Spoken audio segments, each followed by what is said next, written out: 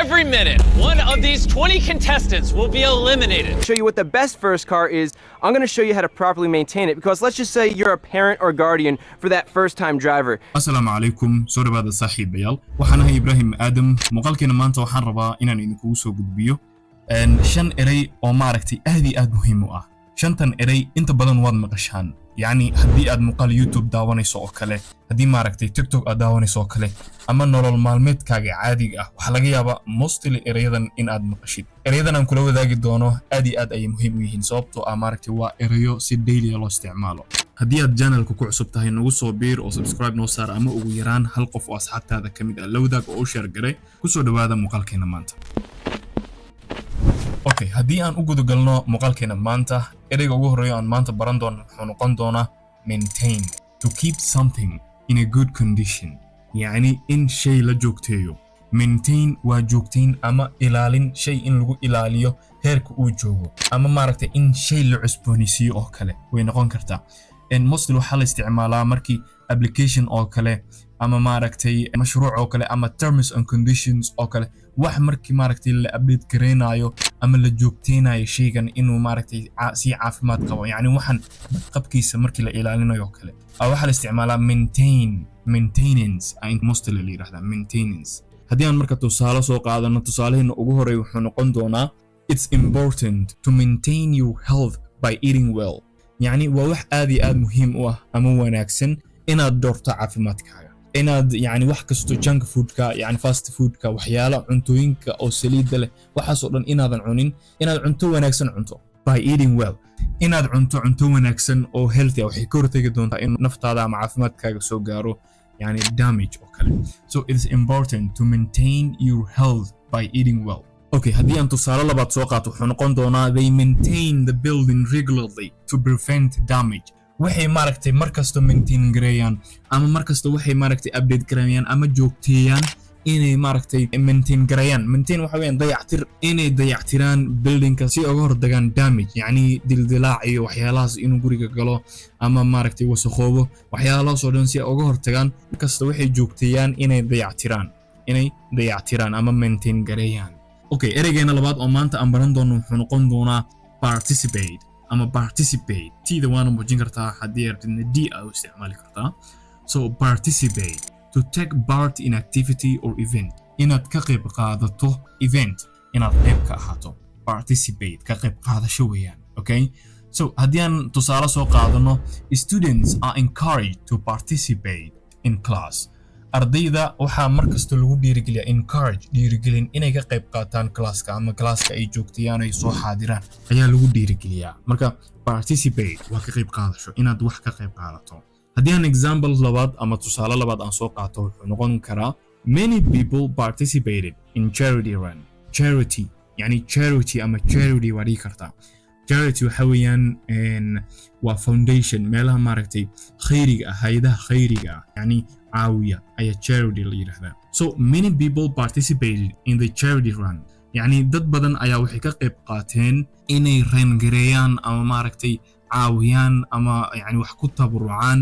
taageeraan maaragtay charityga ama foundationka haddii aan u gudubno ereygeena saddexaad oo maanta aan baranayno wuxuu noqon doonaa contribute to give or add something to help or support inaad wax ku darsato inaad wax caawiso kale contribute fikradaadu kale inaad wax ku darsato inaad maaragtay charityga haddaan sheegayno kale inaad lacag aad siiso kale ama qof inaad wax ku taageerto yani waa tabarucaadna waan dhihi karnaa taageerid waan dhihi karnaa so haddii aan tusaale soo qaato wuxuu noqon karaa she contributed a lot of ideas during the meeting waxay ku tabarucday ama waxay nagu soo biirisay ku biirin way noqon kartaa fikrado badan ayay nagu soo biirisay intaanu meetingka ku jirnay ama maaragtay intuu meetingka socday fikrado badan ayay nagu soo biirisay she contributed a lot of ideas during the meeting okay haddii aan tusaale labaad soo qaato wuxuu noqon karaa everyone contributed money to the fundraiser okay qof kasta wuxuu ku tabarucay ama nagu soo biiriyay ama ku biiriyay lacag fundraiser waxa weeyaan lacag aruurin fundraiser yani lacag aruurin weeyaan so qolyaha lacag aruurinta ayaa lacag ku darsatay yani lacag baad siisay so waxaad noqotay contributor yani waxaad ku contribute garaysay inaad lacag siisay Okay, haddii aan u gudubno ereygeena afraad oo maanta aan baran doono wuxuu noqon doonaa announcement to make something known publicly or officially in wax laga dhigo inay dadka dhan ogaadaan in dadka dhan la ogeysiiyo shay yani waa ogeysiis announcement waad maqashan umalina ogeysiin yani ogeysiis so announce waa inaad qof wax ogeysiisid okay haddii aan example ama tusaale soo qaato the company will announce the new product next month companyga wuxuu announce garayn doonaa ama shaacin doonaa productiga cusub bisha dambe haddii aan tusaale labaad soo qaato wuxuu noqon karaa they announce the results of the contest yesterday contest waa maqasha umaleyna inta badan contest waa tartan qofka tartamayana wuxuu noqon doonaa contestant so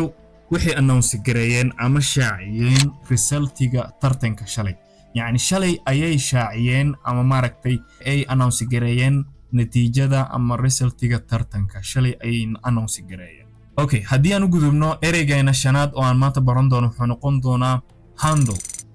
waxaa laga yaabaa badankiin inaad maqasheen ayadana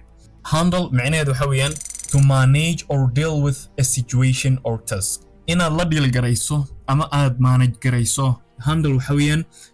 inaad awooddo inaad wax qabato kaliga to handle can you handle with this situation okay haddii aan tusaale cad soo qaato wuxuu noqon karaa he knows how to handle stressful situations well si fiican ayuu u yaqaanaa sida loo maareeyo ama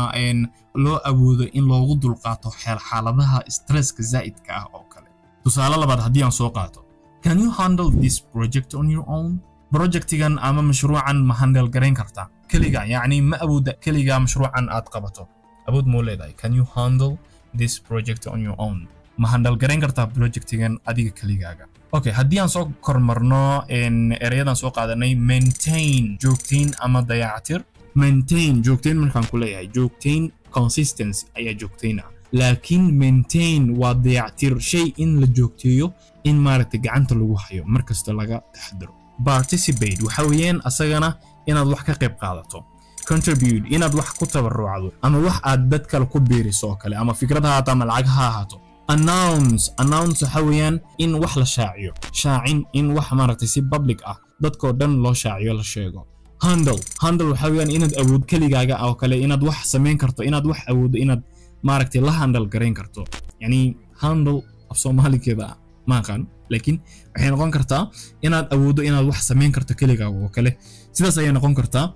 okay ereyada aad badanaa maqashay waxaa ka mid ah aan dhihi karaa